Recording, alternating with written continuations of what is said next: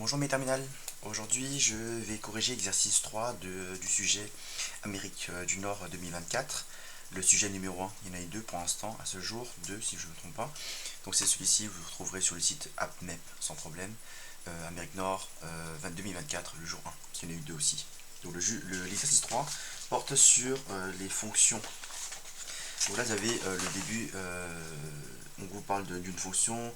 Attention à l'intervalle d'étude à chaque fois. Ok, n'allez pas chercher ce qui se passe en moins l'infini jusqu'à 0, c'est inutile, vous allez perdre du temps et ça va pas vous rapporter des points. Donc attention à bien regarder déjà ça. Lisez bien, regardez bien. Là, je pense qu'il y a une petite erreur. Il y a marqué la fonction crochet, donc je sais pas, il y a petit problème. La fonction est la voici.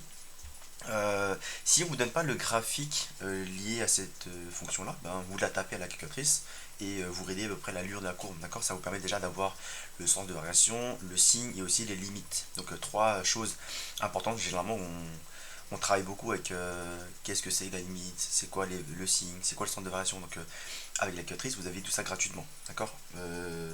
Là, c'est pas la peine parce qu'il y a le graphique. Ok. Généralement. Pas tout le temps, mais peut-être une fois sur deux, c'est pas donné, donc vous le tracez de votre côté, ça sera, au moins ça sera fait. Donc il y a la courbe, nanana, ainsi la droite tangente. Là il faut bien lire aussi une chose, je vais essayer de traduire. Donc il y a la courbe C, CF, la courbe de C, le F il n'y a rien de spécial pour l'instant, ainsi que la droite T, c'est la tangente à CF au point A de coordonnées ça. Ok, A c'est un point de la courbe CF, et les coordonnées de A sont là. D'accord. Dans chez la tangente, ce qui va nous intéresser plus particulièrement, c'est lui, l'abscisse. D'accord. Et ben, parce que du coup, je sais que la tangente, elle est tracée en 1. En 1 sur 1, il est important. D'accord. Celui-là est un petit peu moins. On verra après plus tard sur quoi. Là, c'est juste l'ordonnée du point. Mais A, le 1 ici, il est important. On va voir pourquoi. Et cette tangente passe aussi également par le point B de coordonnées ça. Ça, on verra pourquoi. Ça sera utile pour avoir l'équation de la tangente T. Donc pour l'instant, on récupère bien ça, on met ça bien dans notre tête. On sait que le point, comment dire, le T passe par ce point-là, ici. Donc c'est que je sais que ben déjà, si je sais que là la tangente est tracée, généralement on va vous demander de la lecture graphique. La tangente elle est tracée, on vous dit elle passe par A, parce que c'est la tangente en A, donc forcément c'est un point qui appartient à la fois à la tangente et aussi à la courbe. Donc forcément les coordonnées de A vérifient l'équation de f, si vous voulez. En gros, c'est qu'on est sûr que, si là je reprends la fonction, on est sûr que, comme on sait que ça passe, enfin le point, enfin G, non, pardon, que la courbe de f passe par le point A, de coordonnées 1, moins 1, ça veut dire que je sais que je remplace tous les x par 1, j'aurai moins 1, parce que A appartient à la courbe de f. Donc f de 1 vaut moins 1. Ça, c'est à bien comprendre ça. On vous le dit pas, mais on vous sous-entend. La courbe de f passe par A. Forcément, A, les coordonnées de A vérifient ça. Quand je dis l'équation, c'est y qui est égal à x ln x carré moins x1 sur x. Donc ensuite, on sait ça. On sait aussi que la courbe elle passe par le point B de coordonnées 0, moins 4. Donc lecture graphique, donc on demande f' de 1. F' de 1, et ben, c'est le coefficient directeur de la tangente tracée en 1. Je répète, c'est le coefficient directeur de la tangente qui est tracée en 1, la tangente à f. D'accord. Donc la tangente à la courbe CF en 1. Et ben la tangente elle est là. Donc là du coup, ben, vous voyez cette tangente là qui est droite. Je rappelle qu'une tangente c'est droit. Cette tangente là elle passe par A. Et ben on sait que du coup ben, en 1 c'est bien le point A où on a bien le point qui appartient à la fois à la tangente et à la courbe. Donc ben, du coup ben, une fois que vous avez identifié la tangente tracée en 1, vous oubliez la courbe et vous voyez uniquement, vos yeux sont rivés sur cette tangente là. Ok. Donc cette tangente là, la tangente T. Donc le CF, vous n'avez plus besoin. Une fois que la tangente est tracée en 1, parce que du coup on demande f' de 1, et bien la tangente tracée en 1, vous regardez cette tangente là et vous regardez son coefficient directeur. C'est pour ça qu'on vous précise aussi juste au-dessus, dans la question, cette tangente passe, cette tangente passe également par le point B de coordonnées 0, moins 4. Et bien on sait que là on a un point qui passe par là et un point qui passe par là. La droite elle passe par ces deux points là. Et c'est une droite forcément. Et ben là, abscisse 0, abscisse 1. D'accord. Donc ici, ben, forcément, abscisse 1. Abscisse 0, abscisse 1. Là il y a bien une différence de une unité. Généralement c'est une case, mais par contre faites bien attention s'il y a deux cases qui fait une unité. Donc faites bien attention à ça. Là c'est bien une unité. Et bien quand je fais une case à droite ou une unité à droite, et bien là je dois monter de une case, deux cases, trois cases. Donc le coefficient directeur de cette tangente c'est 3 par lecture graphique. D'accord, il n'y a pas de calcul à faire. Enfin, on peut faire un calcul si on veut se compliquer la vie, oui, mais sinon il y a juste à le lire graphiquement en prenant un point de la droite qu'on prenne ici ou un peu plus loin, n'importe où, et bien on fera toujours 3, enfin en faisant un pas à droite ou une unité à droite, et bien on montera de 3 cases. 1, 1, 2, 3. Ok, donc le coefficient directeur c'est 3. Donc là du coup ben, là on écrira que f' de 1 ici vaudra 3. Ça veut dire le coefficient directeur f', coefficient directeur de la tangente tracée en 1, 3. 3 c'est le coefficient directeur de la tangente tracée en 1. Okay, à bien lire ça. Prenez bien le temps de lire, enfin de comprendre bien ça, de bien le digérer avant le bac. Ensuite, on vous demande quoi? Donner l'équation réduite. L'équation réduite, je rappelle que c'est cette forme-là, y égale ax plus b. D'accord, à ne pas confondre avec, ça c'est l'équation réduite. Hop. Et ax plus b, y plus c égale à 0. Ça c'est une équation cartésienne de droite. Équation, je vais parler en même temps que j'écris. Équation cartésienne de droite. Okay, donc c'est deux formes différentes. Là c'est l'équation réduite. Okay, donc vous demandez cette forme là, l'équation réduite à la tangente t. Donc bah, t forcément c'est cette droite là, que vous avez bien identifié, qui passe par le point B et par le point A. Donc il faudra, ici quand on va demander l'équation réduite, ben, le y vous laissez tel quel, le égal vous laissez tel quel, le x aussi, c'est le a et b que vous devez trouver, les coefficients a et b, les réels a et b. Le a c'est le coefficient directeur, qu'on a trouvé ici, c'est 3.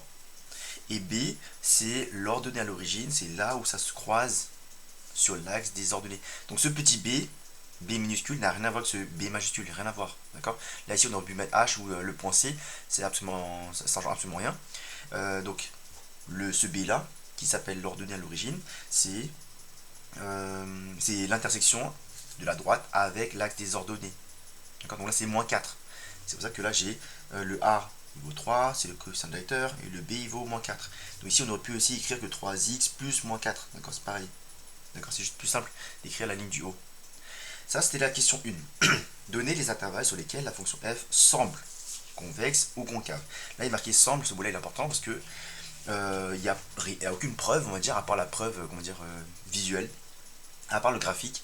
Vous faites une lecture graphique, vous estimez, ça c'est déjà à peu près. D'accord, c'est pour ça qu'il y a marqué semble, parce qu'il n'y a pas encore de preuves mathématiques en gros. Et bien, convexe ou concave, donc convexe, je rappelle, convexe, la fonction est convexe si elle est au-dessus de sa tangente, ou au-dessus de ses tangentes. D'accord. Regardez, bon, ici là, je vais considérer deux parties, donc sur 0, 1, sur l'intervalle 0, 1, et ben la tangente ici, pardon, la courbe ici, qui est courbée là, et ben elle est toujours au-dessus de ses tangentes, en dessous, pardon. Donc là, elle est en dessous. Vous voyez bien que si là je dois tracer la tangente ici en ce point là, ben, la tangente elle est au-dessus, vous voyez. Là pareil, en ce point là, la tangente sera au-dessus. La tangente elle est au-dessus de la fonction, ou la fonction elle est en dessous. Donc, pour un moyen mémotechnique pour être sûr de ne pas se tromper. Donc f, c'est f qui est convexe ou concave, c'est pas les tangentes. Les tangentes, non.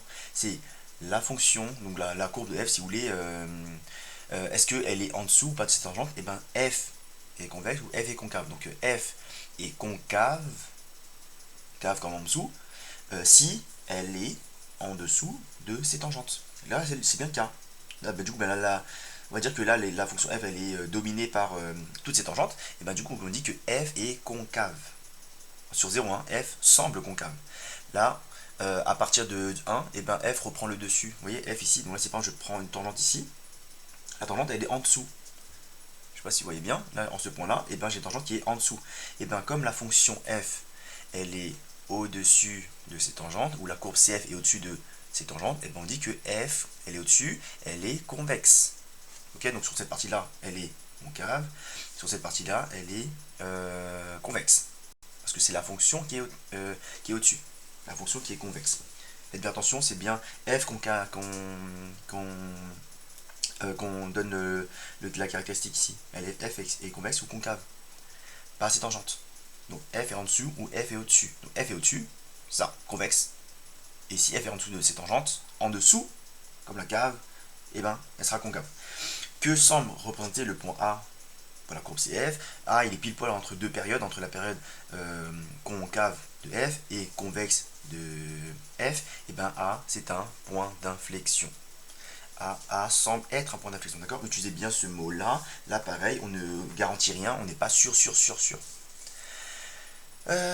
Question B, partie B, pardon. Déterminer en justifiant la limite de f en plus l'infini en 0. Là, bien sûr, on peut tracer la calculatrice, ou là on pourrait directement le graphique. En plus l'infini, et ben là ça a l'air de croître, ça a l'air de monter. Après peut-être que ça peut se stabiliser, je sais pas, dire à 19 ou je sais pas, à 10.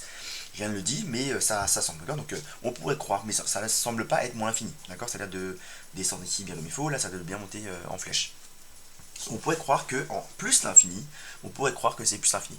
Là, bien sûr, il ne faudra pas travailler sur des suppositions, il faudra bien le préciser. Donc, une fois qu'on a à peu près une idée, soit parce qu'il y a un graphique, soit vous prenez la calculatrice, soit l'un soit l'autre, vous devez toujours avoir un graphique pour vous assurer, que voilà, vous ne faites pas n'importe quoi. Une fois qu'on a ça, et ben vous prenez votre fonction qui est ici, la fonction f, et vous essayez de travailler telle quelle, d'accord, sans changer la forme. On va voir ce qui se passe si x vaut 1 milliard. Okay, on y va petit à petit. Donc 1 milliard au carré, c'est un nombre qui est rang, donc plus l'infini au carré, c'est plus l'infini. Ln de plus l'infini, c'est plus l'infini, parce que c'est mon cours qui le dit. Plus l'infini qui est là, pour ln x au carré, multiplié par plus l'infini, forcément c'est plus l'infini. Donc tout ça, tout cette membre, tout ce gros, ce bloc là, c'est plus l'infini. Et 1 sur plus l'infini, 1 divisé par un très grand nombre. Donc si j'ai 1 euro, je partage avec la terre entière, bien ça fait presque rien chacun. Donc 1 divisé par un nombre grand, et bien ça fera 0. Donc toute cette partie-là, même que ce soit moins ou plus, on s'en fiche, parce que cette partie-là, c'est plus l'infini.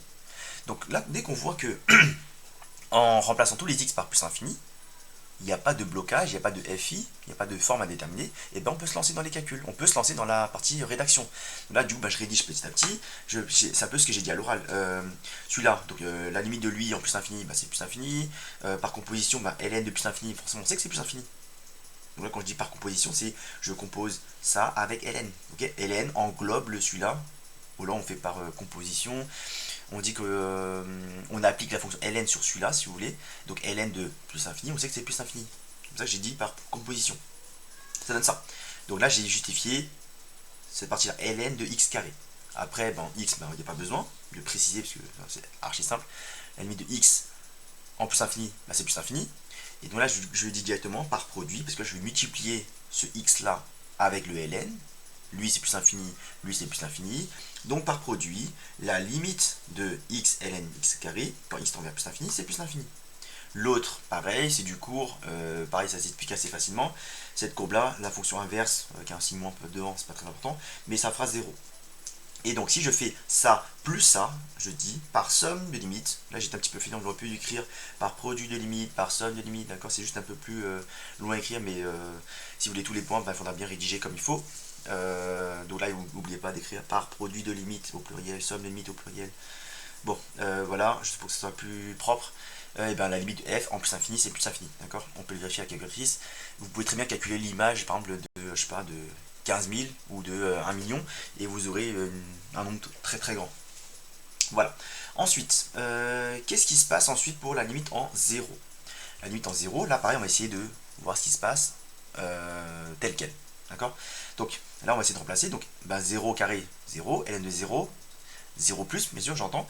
Là, c'est un 0 plus au carré, ça fait 0 plus. Ln de 0 plus, c'est moins l'infini. Moins l'infini multiplié par 0. Il faudra faire attention, ça fait 9i. 0 fois moins l'infini, ou 0 fois plus l'infini, ça fera une forme à déterminer. Donc là, faites attention à bien justifier. Parce que là, du coup, il y a un petit problème. Pour celui-là, c'est pas un problème. Donc 1 sur 0 plus, 1 sur 0 plus, sans considérer le moins, 1 sur 0 plus, ça fera plus l'infini. Avec un moins devant, ça fera moins l'infini. D'accord? Donc du coup, c'est pas lui qui va poser problème. Là, il n'y a pas de défi. C'est plutôt sur cette partie-là, il y a un petit problème.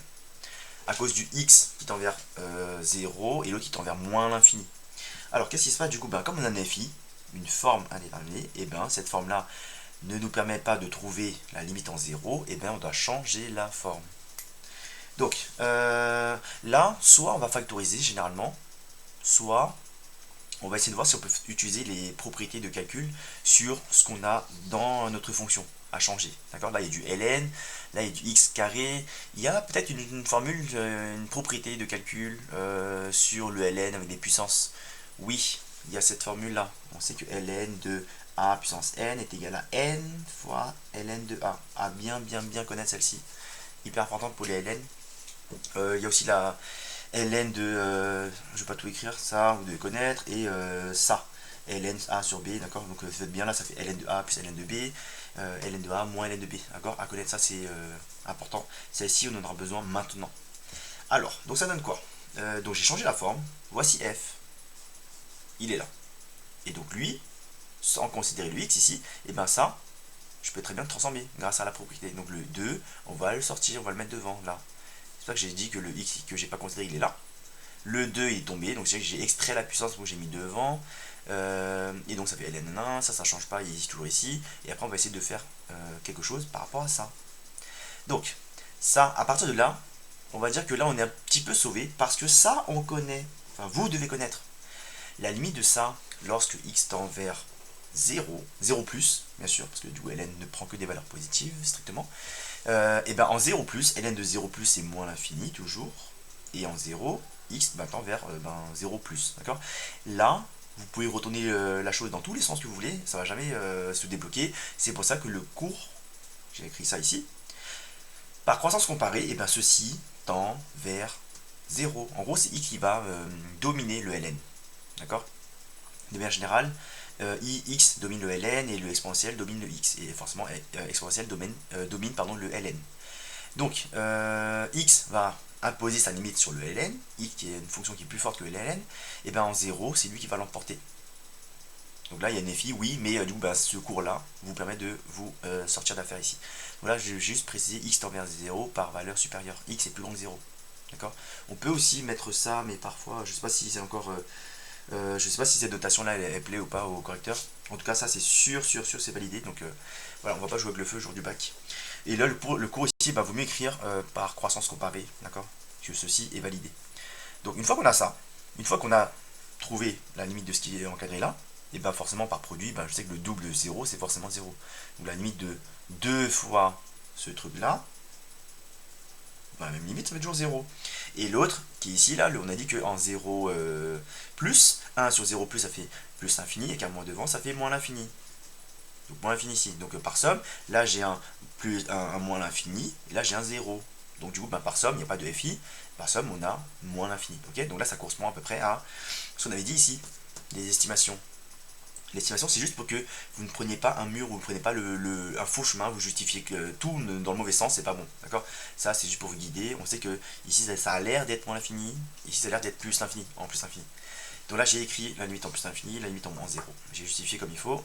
Il n'y a rien à dire de plus. À bien connaître le cours, donc faites bien attention aussi à bien connaître les. Comment dire, les croissances comparées. Donc regardez bien votre cours sur les croissances comparées, ça à connaître parce que sinon vous allez être bloqué. Ensuite, quoi dire d'autre? On était où déjà? La question 2. Alors, on admet que la fonction est deux fois dérivable. F', là c'est juste calculer une dérivée. Vous prenez la forme que vous voulez, d'accord? Là j'ai changé la forme en ça. Donc là c'est la forme finale que j'ai utilisée pour la limite en 0. Ou alors vous pouvez très bien utiliser la forme de départ comme vous voulez, ça ne changera rien. On arrivera toujours au même endroit. Moi je dérive, ça donne ça. Là il n'y a rien de très compliqué. Si je prends celle-ci par exemple, quoique celle-ci elle a une composition. Peut-être celle-ci est peut-être plus simple, je crois que j'ai utilisé celle-ci je crois. Donc là il y a une somme entre 2x lnx plus moins 1 sur x. Donc c'est bien une somme. Okay, donc je dérive bien lui plus la somme de lui. On dérive séparément. Donc là, on coupe le problème en deux. Ça sera un peu plus simple à gérer. Donc lui, si je dois le dériver d'abord lui, et bien là, il y a un coefficient devant. Un peu comme k fois u. La dérivée de k, si ta k est un réel, k fois u, et bien ça donnera ku'. Donc ce 2-là, il est là. Donc le k, je le laisse et je dérive ce que j'ai encadré là. Là, j'ai un produit. Produit, vous allez tout doucement. Ce qui est à gauche, c'est le u, et ce qui est à droite, c'est le v. U', v, plus u, v'. c'est ici, d'accord? Je rappelle la formule. Ça, la dérivée de ceci, ça fait u'v plus uv', à ne pas confondre avec u sur v, et ben qui donne u'v moins uv' sur v carré. À bien connaître par cœur, par cœur, par cœur, par cœur. Donc là, j'ai fait ceci. Alors, donc là, je suis en train de dériver, je me concentre sur cette partie-là qui est le plus complexe. Mais ça va. Ce qui est encadré ici, x ln x. Donc je dérive ce qui est à gauche. 1. Là, c'est mon u'. V. Plus, qui est ici, plus. Là, plus, plus. Et u, je récupère le u, donc c'est ce qui est à gauche. Ok, u. Et v', je dérive ln x. Ln x, ça fait 1 sur x. Ouais, je fais juste ça entre parenthèses, parce que tout ça sera multiplié par 2. Attention, ne pas oublier les parenthèses, non c'est faux. Le moins ici, j'ai mis le moins ici pour être tranquille. J'y vais tout doucement pour vous expliquer comme il faut. Donc le moins, il est là. Le moins, c'est comme un moins 1, c'est quand même un coefficient, donc c'est un coefficient qui est devant, comme KU. Là, c'est un moins 1, je mets devant, et je dérive 1 sur x. 1 sur x, soit vous connaissez par cœur, soit vous dérivez comme si c'était un quotient, avec U et V. Ok, et vous allez le trouver sur ça maintenant. Après, on fait un petit peu de ménage, on tombe sur ça. Une fois qu'on a fait ça, on demande de redériver encore une fois, je crois. Non, dans la question 2a, on demandait ça, c'est la question 2a. Et question 2b, on demande de redériver. Donc il faut redériver ça, il n'y a rien de bien compliqué, c'est encore plus simple que tout à l'heure. J'ai 2 fois ln x, donc 2 fois 1 sur x. Le 2 ici, il est attaché à personne. Il n'y a ni devant ni derrière, il n'est pas en puissance, il n'est pas en quotient, il n'y a rien du tout. Ce 2-là, poubelle. Et ensuite, donc 1 sur x au carré, et ben je dérive comme si c'était un quotient, et vous allez tomber sur ceci. Après, c'est que du calcul sur des fractions, rien de bien méchant. À la fin, on vous demande de prouver que ça vaut ceci. Là, si vous vous arrêtez ici, c'est pas faux pour la dérivée seconde. Mais par contre, au moment d'arriver à ça, forcément, là vous avez deux quotients, une somme de deux quotients, là vous n'avez qu'un seul. Forcément, il fallait deviner qu'il fallait fusionner les deux quotients. Donc dans ce cas-là, il faut absolument avoir le même dénominateur. Donc je multiplie par x au carré, en haut et en bas, c'est ce que j'ai fait ici en 2 étapes. Là, ça donnera forcément x au cube. Là, j'ai déjà x au cube. Je vais fusionner les deux parce que j'ai le même dénominateur. Ça donne ça. Et après, à partir de là, on vous guide quand même beaucoup parce qu'on vous dit qu'à la fin, vous devez arriver à ça. Donc là, il y a un 2 qui est devant. Naturellement, je vais factoriser par 2. Je factorise par 2. Et là, ce petit truc, là, oui, bon, x au carré moins 1, il fallait voir que c'est x plus 1, facteur de x moins 1. D'accord. Il n'y a rien de très très compliqué. À la limite, vous passez de là à là sans rien dire, on n'y verra que du feu. Donc. Je passe à la vidéo suivante pour vous expliquer la suite de l'exercice.